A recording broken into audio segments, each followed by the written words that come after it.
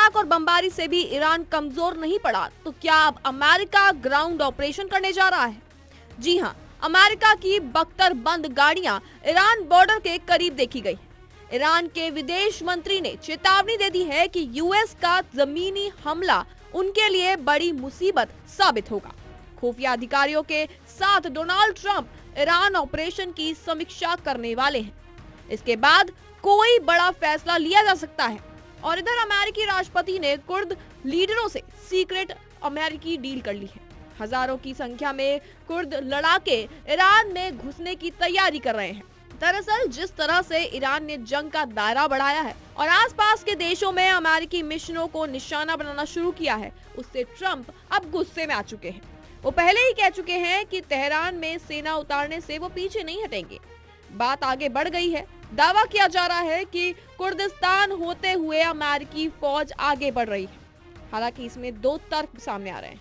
पहला, क्या अमेरिकी फौज खुद ईरान में घुसेगी या फिर इराक में मौजूद कुर्द फाइटरों की मदद लेगी? ट्रंप के कुर्द प्लान से तुर्की भड़क चुका है। तुर्की ने आपत्ति जताते हुए कहा है कि कुर्द लड़ाकों को बढ़ावा देने से न केवल ईरान बल्कि तुर्की समेत आसपास के कई देशों के लिए खतरा बढ़ जाएगा। ऐसे में ये समझना जरूरी है कि आखिर कुर्द होते कौन हैं और कुर्द लड़ाके अमेरिका के लिए क्या ईरान में लड़ने जा रहे हैं। दरअसल आपको बता दें कि कुर्द दुनिया के सबसे बड़े बिना देश वाले जातीय समूहों में से एक है। इनकी आबादी 3 करोड़ से ज्यादा हो सकती है। ये तुर्की, इराक, ईरान और सीरिया में मॉनिटरी के तौर पर रहते हैं और इसी इलाके को ये अपना देश यानी कि कुर्दिस्तान कहते हैं। ईरान में 90 लाख कुर्द रहते हैं। ईरान को कमजोर करने के लिए ट्रंप को इन कुर्दों का भी सपोर्ट चाहिए होगा। अब सवाल उठता है, कुर्द शिया हैं या सुन्नी? तो बता दें कि कुर्द किसी भी देश में हो, ये अपनी भाषा बोलते हैं। कई बोलियां हैं, ज्यादातर कुर्द सुन्नी मुसलमान हैं। हालांकि कुर्दों का कभी अपना देश नहीं रहा। ये उत्तरी इराक में एक अर्ध स्वायत्त इलाके पर राज करते हैं। असल में सालों तक उत्तर पूर्वी सीरिया के ज्यादातर हिस्से पर ये राज करते रहे हैं। 100% कुर्द फाइटर्स ईरान में घुसने वाले हैं। आपको बता दें कि पूर्व CIA एजेंट जॉन ने फॉक्स न्यूज से कहा था कि इस बात की 100% संभावना है कि कुर्द लड़ाके ईरान में घुसे हैं। कुर्द ने लंबे समय तक अमेरिका के साथ मिलकर काम किया है। वो बहादुर लड़ाके हैं और अमेरिका समर्थक हैं। अमेरिका ने उनके साथ इराक में सद्दाम हुसैन और सीरिया में बशर अल असद के खिलाफ लड़ाई लड़ी। अब ये अगला कदम हो सकता है। सवाल उठता है, क्या कुर्द तेहरान में घुसने वाले हैं? तो बता दें कि पूर्व CIA एजेंट ने ये भी कहा है कि वो बिना अमेरिका के सहयोग के तेहरान नहीं जाएंगे।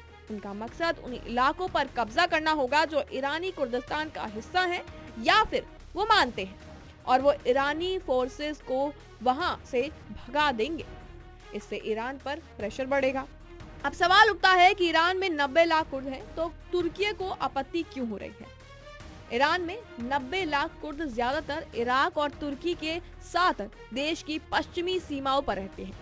ये अभी और पहले के शासन के खिलाफ रहे हैं। अब सवाल ये है कि तुर्की को क्यों इसमें आपत्ति है?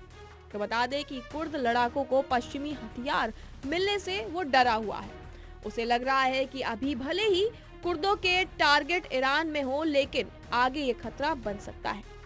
वैसे भी तुर्की ने 1984 से हथियार बंद कुर्द बगावत के खिलाफ क्रूर मिलिट्री कैंपेन चलाया है, जिसमें हजारों लोगों की जानें भी गई हैं। और शायद यही वजह है कि तुर्की ने ईरान लड़ाई में ईरानी कुर्द विरोधी ग्रुप्स के शामिल होने का विरोध किया। तुर्की ने साफ कर दिया है कि इससे इलाके में ज्यादा अस्थिरता आएगी। नीचे मैप आप देख सकते हैं, जिसमें ट्रंप और कुर्द लीडरों में डील नजर आ रही है। कुर्द अधिकारियों के हवाले से पश्चिमी मीडिया में एक खबर आई थी कि उत्तरी इराक में हजारों की संख्या में युद्ध के लिए प्रशिक्षित कुर्द लड़ाके अमेरिका के सपोर्ट से तेहरान में क्रॉस बॉर्डर ऑपरेशन की तैयारी में जुट गए हैं। 3 अधिकारियों ने यह बता दिया है कि अमेरिकी राष्ट्रपति और इराक के 2 मुख्य कुर्द लीडरों ने हाल में गंभीर चर्चा की है। अमेरिका का प्लान है कि इजराइल और अमेरिका के हमले के बीच हथियारबंद कुर्दों के घुसने से ईरान बिखर जाएगा। क्या लगता है आपको इस रिपोर्ट के बारे में? कमेंट सेक्शन में अपनी राय जरूर दें और तमाम ऐसी जानकारियों के लिए बने रहें जी न्यूज़ के साथ। है।